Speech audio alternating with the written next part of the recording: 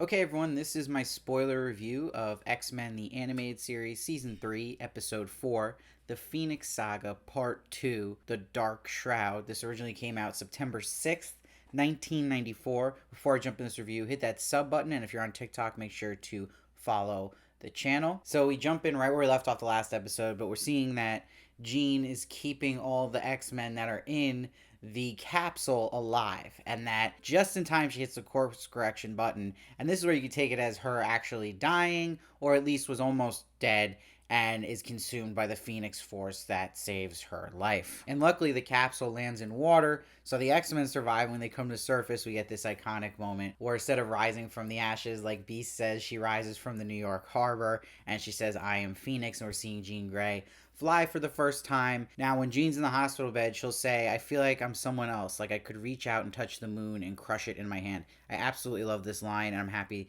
they had this in the animated show. And this is when Professor X is extra cautious, because he's like, this is a huge transformation, and we don't really know what it is, so he does not want her leaving until they figure out what exactly is going on with Jean. But what I love about this episode, it's the most emotional episode of X-Men the Animated Series yet, because you're seeing characters fight with each other like we haven't seen before, and that is between Cyclops and Professor X, and how Cyclops is frustrated that Professor X is being secretive. Professor X is like, "I really don't have any of the answers here, you gotta trust me on this."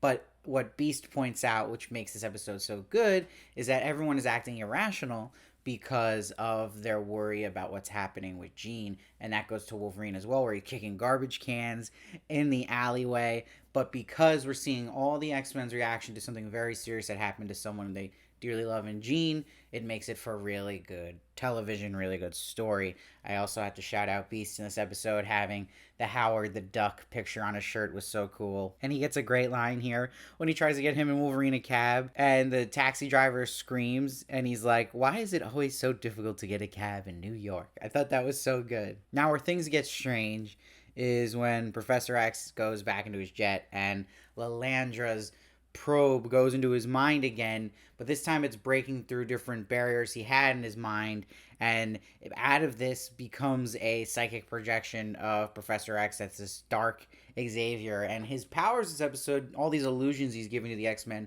reminded me so much basically of Mastermind from the comics in the X-Men, where he's able to just give false illusions to attack the X-Men. I also love that this Dark Xavier just happens to have a cape out of nowhere, even though the regular Xavier's not wearing it. And it's cool to see the Dark Xavier, how he appears differently in different forms, where he is Eureka to Wolverine, then Sabretooth, and we get another cool cameo of Deadpool. It's interesting, we got a couple Deadpool cameos in this show so far, but no actual dialogue yet. And we get some really good action in this episode, where I really like the showdown we had with Dark Xavier between Jubilee, Wolverine, and Gambit in Times Square. And Wolverine knows he's not real with a great line where he says, "I can't smell him." That was so cool, and it was a good way to use Wolverine's heightened sense of smell. Also, Cyclops is on the phone at some point with Rogue, and he's like, "Get back as soon as you can, we may need you." And I'm there sitting there like, yeah, we really desperately need some Rogue and all this stuff. It's almost so frustrating that you have all the X-Men there for some of the most important things going on, but no Rogue. So you're really just hoping at this point as an audience member that she comes back soon and explain how important this other mission she's doing actually is. Now, we'll see when Dark Xavier attacks Scott at the hospital. This is where Jean will explain to Scott that this Dark Xavier is literally just making you imagine this force beam that's affecting you and trying to push you out the window, and that it's all in your mind. Like I'm talking about, this is just exactly how Mastermind works. And Phoenix comes out and saves the day and stops the projection. What's really cool is when the X-Men go to Professor X on the roof and they find his actual physical form, he explains that this psychic probe, this mysterious probe, dug deeper this time, hit its dark, destructive urges that live within us all, that is in Professor X, which was so cool. And he says, with the shroud that conceals it stripped away, that's why this episode's called The Dark Shroud, the dark side of my nature lashed out without reason or compassion, trying to destroy what I care about the most, the X-Men. So it's almost this just awful side effect of dealing with these extraterrestrial beings like a Lalandra happening here, and the powers that X has in his mind, just like a Jean does, but there's a lot of danger that comes with that, and you're seeing that here with even Professor X. Now, it's important that Eric the Red is spying on him, and says after this, Xavier's the key, we shall be ready, setting up a couple of things that can happen in the next episode, some conflict here, and what is Eric the Red plan here with that darkness that Xavier has that he has interest in. Now, Xavier tells the X-Men, until he can gain control of his subconscious, my orders cannot be trusted. This is where he decides to go to his favorite place to retreat, Muir Island, and you get the Scottish instrumentals in the background. In Muir Island, we see Moira again, but now she's got a fiance, and it's Sean Cassidy, aka Banshee, first appearance in the show. And he's like, Moira's told me all about you. And then Professor X says, how fortunate. Now, this you could take as his subconscious that he's talking about that could snap at any moment, his dark side. But honestly, I think this was the true Professor X. I'd be pissed too. You know, no one wants to hear that from someone that they love's fiance. And she's like, I've never seen him like this. So it's like, is it his subconscious or the damn truth here that she's hearing? And it's sad. You feel for Professor X. He has a moment here where he brings up maybe this mysterious entity is an answer to his loneliness. So they're really leaning into that part of Professor X's story, which we've seen in the comics so much, just about him being a lonely person. And while Moira says at the same time when he's saying that, I think I'm the only friend he has, while she kisses Banshee. But it's great lined up that way because then Lilandra shows up and showing, yeah, no, she's not the only friend that Professor X has. There's a new one here coming in, Lilandra. She touches hands with X. That's when she comes to him in person and takes off her helmet. And she explains that her corrupt brother, who is this emperor, wants to harness this powerful crystal's power to use as a weapon. So you can kind of put two and two together here and see this is connected, obviously, to the Phoenix Force.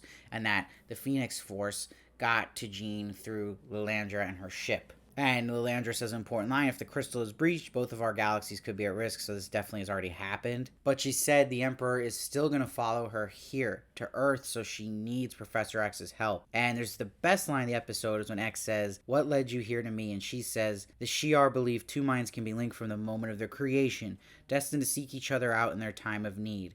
Is a bond like love, only deeper. I love the music that happens behind this line as well. And she says, do you also believe this? And he's like, I do now. Of course he's going to jump on that, Professor X, you dog. But it's really beautiful line, and I love that connection they have. It's very sci-fi territory that I love when the X-Men kind of dips into. And it's spiritual in its own way as well. It's a very cool concept. And of course, his evil stepbrother gets in the way here, and Juggernaut shows up for a fun cliffhanger. It's always great to see Juggernaut. So this was a really, really good episode for me. One of my favorites so far, especially the pace just breezes. This whole Phoenix Saga is one of those things you watch and it's just like, it's over that episode. Like, it felt like it was 2 minutes watching this one. So I think it's just really hitting more deeper themes here, getting to see the X-Men react to something that's heavy with happening with Jean, and them having more conflict between each other.